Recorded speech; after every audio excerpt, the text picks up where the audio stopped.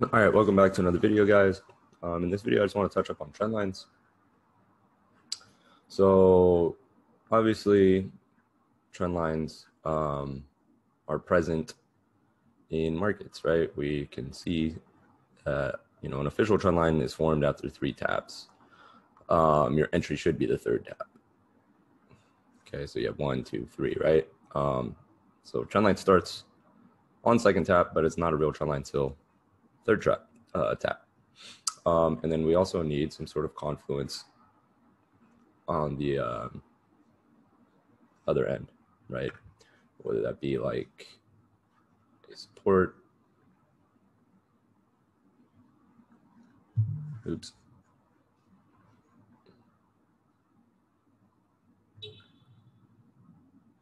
or a QM, right?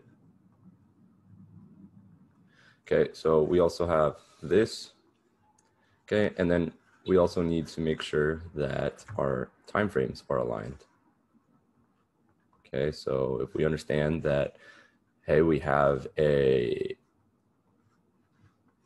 let's say a daily objective above up here, okay, and let's say this was a H4 time frame, okay, it would make sense to complete, the storyline. Let's say this was a daily zone, daily to daily, and we have our H4 breaking out, and then we have, a trend line coming down into a QM. Like those are a lot of stacking confluences. We never just take a trend line just because it's a trend line.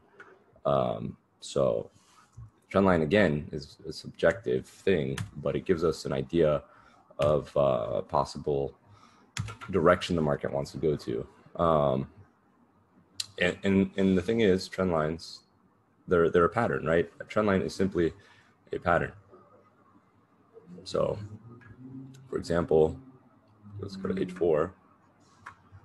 You can see a trend line here, right?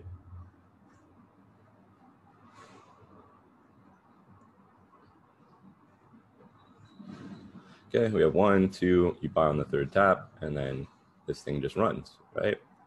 And it's a pattern, right? It doesn't mean that the price is moving because of a trend line. It just is a pattern. It's a sequence that happens over and over in the markets, over and over and over again, right? So we can play on those patterns that form. Okay, here we have another trend line. What's price do? It comes down, bounces. Okay, so you use the trend lines as a confluence because they are repeating patterns. Okay, so once you understand that it's not about the trend line, it's more of a confluence, there's nothing there. So you can see like how sometimes you're not going to get that pattern. It's just going to do whatever it wants to do. It almost came to it here. You can kind of see it. Maybe on a different broker, it actually came to the trend line here. So it's more of a confluence, but you need to have other things lined up with it.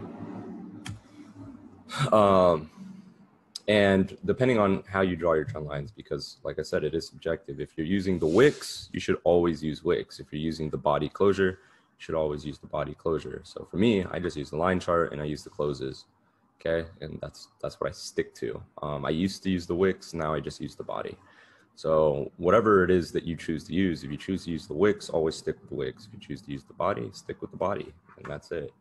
You don't need to complicate anything.